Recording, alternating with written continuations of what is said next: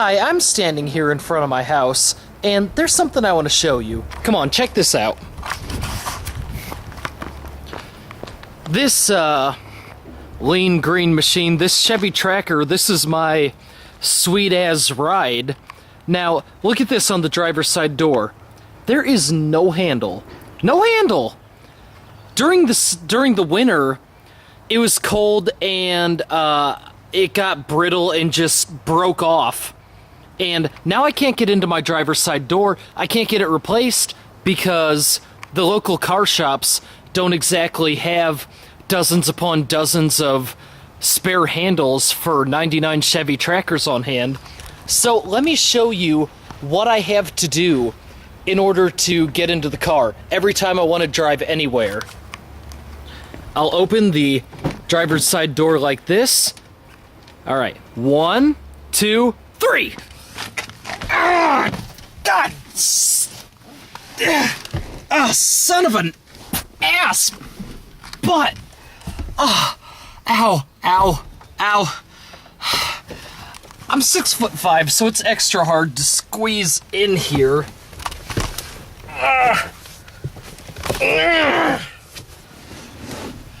Then I reach all the way over, close the passenger door, close the driver's side door too. And with that, I'm now ready to drive somewhere. God has wrought an incredible injustice upon me, and you can do something to right that wrong by going to youtube.com/RonMexicoProduction. Give my sketch comedy some views, give it some likes. I mean, you see what I'm going through every day. Don't I kind of deserve it? Thanks.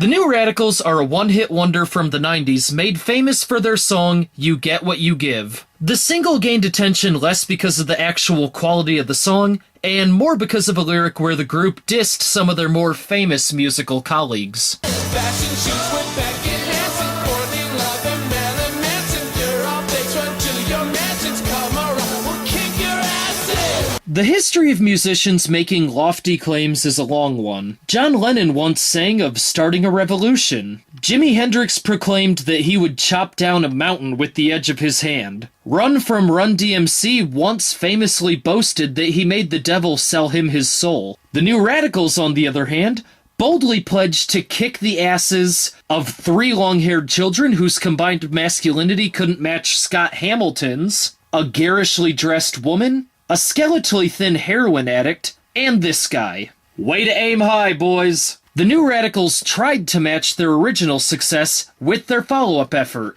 We're Tougher Than Kittens, 90-year-olds, and cancer-stricken children. But the album flopped, and the band broke up after the lead singer was tragically killed by a tricycle in 2002. Alright guys, it's time to play my favorite game. Where's Waldo? Nope, don't see him there. Nope, don't see him there either. Oh, I know where he could be. Is he at the water park? No, not here. Where could that bugger be? Wait a minute, I know. There he is! You're pretty tricky, Waldo. For more fun and games, and the first 5 episodes of Moldy Bagels that you might have missed, go to youtube.com/crapstickdoodle. Gene Shalit, Leonard Maltin, and Roger Ebert. All 3 are respected film critics. You know what else they have in common? They are all heathens. Howdy, I'm Reverend Carlton Brinley, and did you know that Roger Ebert once gave his thumb up to a movie in which Nicolas Cage uses the D word on 17 separate occasions? You tell me something. Do you want your film critics to tell you what movies you should see? Or do you want them to guide you by hand into a whorish pit of sin and evil? Let me tell you something. Did you know that if you take the name Roger Ebert and you add a couple A's and an S, and a W, and an N, and an I, and a C, and you stick an H in there too, and then you take out a couple E's, and a couple R's, and a G, and a B. Oh, don't forget about the B. It spells satanic whore. Is that a coincidence? I don't think so. Tune in to Channel 21, Tuesdays at 11:30, to get the real scoop and what's going on in movie land for Carlton's Family Values Movie Hour. Here's a preview of this week's show. Honey, I Shrunk the Kids is the story of a man who shrinks his own children. Now, I want all of you to think about that for a moment. He shrinks his own flesh and blood, leaving them to fend for themselves in a whole backyard that's just chock full of giant ants and piles of dog feces that can only be described as mountainous. That's not a man at all. That's a monster in the form of a man. That's not a man whose story that I want to follow, and you shouldn't either. Dr. Strangelove. Now, let's take a minute to think about the title of that movie, Strange Love. Ask yourself, what kind of strange love is it that this doctor is interested in? There could be no limits to the kinkiness of his carnal interactions. For all we know, he could be doing something as sick and depraved and immoral as having missionary intercourse with his wife, with the lights on. That is too disgusting and wrong for me to even comprehend.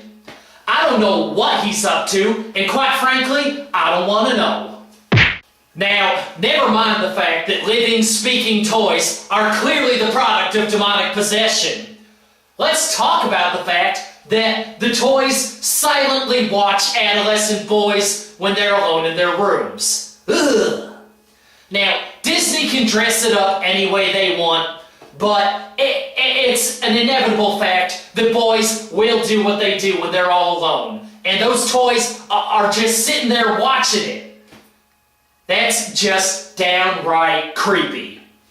That sheriff doll, Woody, is a lot more aptly named than we realized. And Buzz Lightyear? Oh, there's only one kind of rocket he's interested in, and it ain't the kind that goes to the moon. All those reviews and a special feature focusing on the career of a director whose name is too filthy for me to say out loud will be on next week's show.